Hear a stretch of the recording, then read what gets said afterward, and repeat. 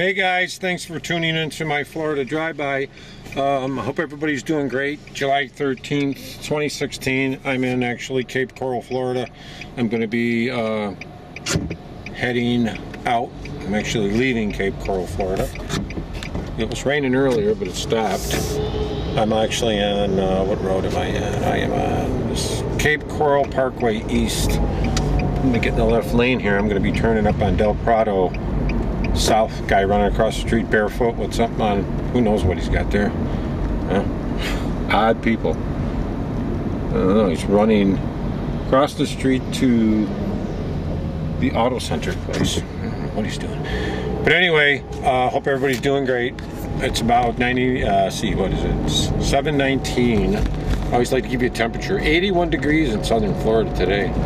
And I'm getting about 42.1 miles to the gallon right now in my car. And I hope everybody's doing great. And today is Wednesday. And I'm just actually I had a service call and I was actually replacing a printer. It's a networked printer, so I had to replace it. It wasn't printing. It was actually, they go sometimes, just like people break. And that'll bring me into the lead on what today's drive-by is. Today's drive-by is about medication. And for any of you guys that are on medication, had a heart attack, or any problems like that, I'm just kind of asking you a question. And if you haven't, God bless you. Okay, some time ago, I had a heart attack. And I had open heart surgery, triple bypass, about 4.5 months ago. Slowly recovering. Before that, I went to the doctor because I had run out of breath. So I got 2 stents put in. They put me on Plavix. They put me on aspirins, Metoprolol, which is a high blood pressure medicine, and some Simvastatin, was a cholesterol medicine. And I was taking it for about a month. Then after a month later, I started feeling sick again, went to the hospital and said I got tumor blockages and they had to do an open heart bypass. Got the open heart bypass, triple bypass, felt pretty good, started recovering, but I noticed, and this time they put me on a medication called Ethident, which is a very powerful anticoagulant, more powerful than Plavix. It's called Ethident. So they put me on this Ethident, and they put me on Simvastatin again, baby aspirin, 81 milligram enteric-coated. Enteric-coated means it breaks up in your intestines, so it doesn't irritate your stomach. And they put me on Metoprolol for blood pressure, and Simvastatin for your cholesterol. So I was taking it, and I was start noticing funny right away when I was urinating. I was getting like a residue, cloudiness or particles. And they looked like they were damn kidney stones. And I never had kidney stones in my life.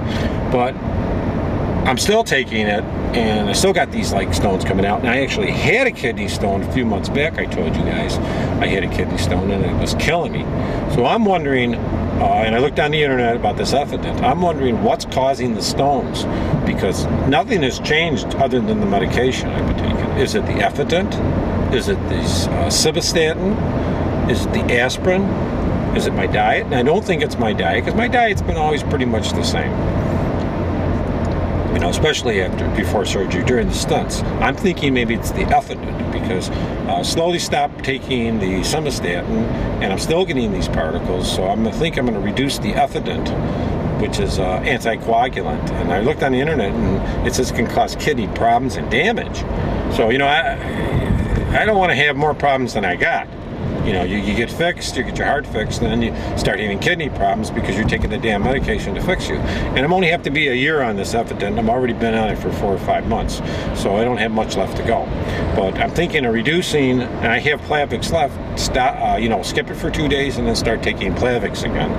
It'll build my levels up, and start seeing what will happen with the Plavix, because the Plavix is not as powerful, and I might not have that deposits, because I don't want to get another stone, and I don't want to actually have problems with my urinary system now. I don't need that shit, I'm just trying to make it a few more years, make a few more 100 videos, right? Do a few more 1,000 drive-bys, guys. You know, I don't want to be gone. I like to be around for you guys and for my family. So I'm wondering if anybody has noticed that when they were taking anti-clotting medicine after a stent or after heart surgery, what they were taking, and did they start getting kidney stones? And if they did, I'm trying to find out how to stop this, because it's like an experiment. I'm gonna stop taking the Epident because I've got a lot of Plavix left, and that's anticoagulant too, anti-clotting medicine that I was taking before the Epident. So I'm gonna start back on that. It'll probably take a few days to get the levels up to where they were before, because I know it's not as powerful, but I want to see if that fixes it. Now I think the Epident doesn't get broken down in the liver where the Plavix does, so you can have liver problems. So it's apples and oranges, one of this, one of that. I don't know what to do, but I really think the Epident is causing these stones. And when I got checked, they said I got a urinalysis done. They said I was high in oxalate, and oxalate crystals, calcium oxalate, you get high, just like any kind of crystals, they crystallize together. That's what causes your kidney stones. So I think I did a video there and I showed you my kidney stone, how it was coming down and stuff. But yeah, I'd like to know, if anybody's had kidney stones when they start taking medication for stents or clotting medicines and stuff like that. I'd like to find out. That'd be interesting to see, because I'm trying to find out what the hell I'm getting it from. Because believe me, that you don't want a kidney stone, and I don't want to get another one. That's a son of a bitch. Get one of those. They're bastards as good as a kidney stone. But yeah, I'd like to know. But anyway, I'm on Del Prado South, and I'm just take this all the way out. I got about 60, 70 miles to go, and I'll be back to where I got to go soon. But thanks a lot, and I hope everybody's doing great. And that's just, I just got a question. I was just thinking about that when I was driving. I said, why not ask the YouTube community? And I still asked you guys out there about the AR, and I didn't get a reply on that. Now, who makes my AR barrel on my gun? And nobody replied to me there at all. So, jeez, you guys even watch my videos?